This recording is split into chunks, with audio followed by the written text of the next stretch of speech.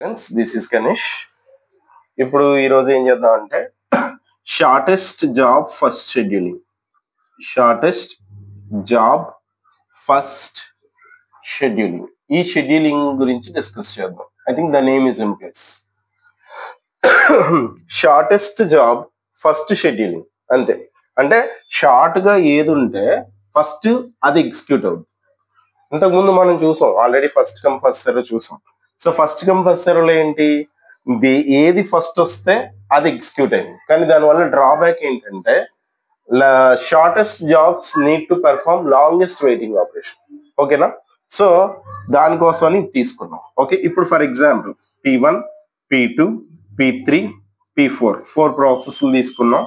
ఇది 10 అనుకుందాం, ఇది 15 అనుకుందాం, ఇది 1 అనుకుందాం, ఇది 2 అనుకుందాం. ఓకేనా? ఇప్పుడు ఫస్ట్ ఏది ఎగ్జిక్యూట్ అవుతుంది. And one more thing, this is a non ప్రియంటివ్. Non ప్రియంటివ్ అంటే ఏంటో కూడా మీకు ఆల్రెడీ చెప్పాను. నాన్ ప్రియంటివ్ అంటే ఏంటంటే once the process execution is started, not giving the chance for another process until it's completion. ఇది కంప్లీట్ అయ్యే వరకు వేరే దానికి ఇవ్వదు ఛాన్స్. ఇప్పుడు చూద్దాం.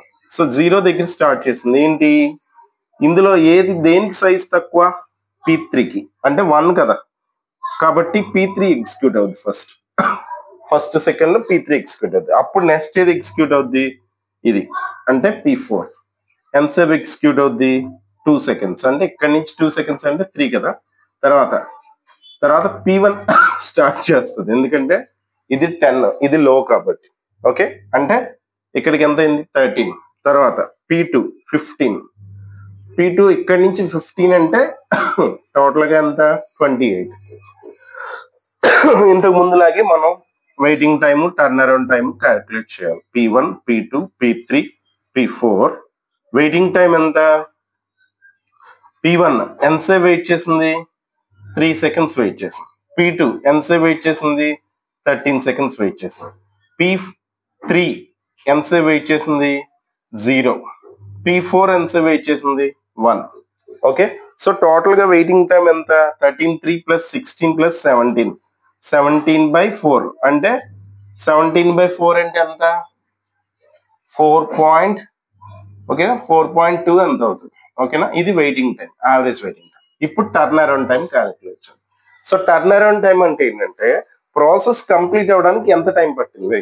So how much of time is needed to complete the process, that is nothing but A turn around time process. Okay, ఇప్పుడు చూద్దాం.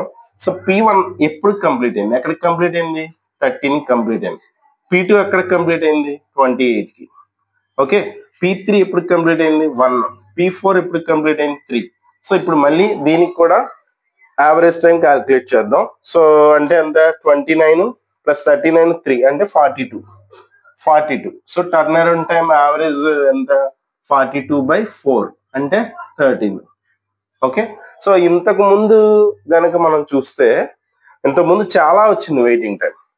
ఇక్కడ చూడండి యావరేజ్ వెయిటింగ్ టైం 4కి వచ్చేసింది. సో దీనివల్ల మనకు మెయిన్ గా ఉన్న అడ్వాంటేజ్ ఏంటంటే shortest job process need not to waiting for longest job process execution. అంటే తక్కువగా ఉన్న జాబ్ ఏదైతే ఉందో ముందు అది ఎగ్జిక్యూట్ అయిపోద్ది, అదే అడ్వాంటేజ్. మరి దీనికి కూడా డ్రాబ్యాక్ ఉందా అంటే దీనికి కూడా డ్రాబ్యాక్ ఉంది. సో డ్రాబ్యాక్ ఏంటి, ఒకవేళ ఇది ముందు ఎగ్జిక్యూట్ అయిపోవచ్చు కానీ దీనివల్ల అవసరం లేకపోవచ్చు కదా. సో అలాంటప్పుడు దీన్ని ఎగ్జిక్యూట్ చేయడం వల్ల మనకి ఏంటి ఉపయోగం, మనకి ఎప్పుడు కూడా ప్రయారిటీ ఇచ్చుకుంటాం కొన్నింటికి. సో దాని గురించి మనం నెక్స్ట్ క్లాస్ డిస్కస్ చేద్దాం. Thank you everyone.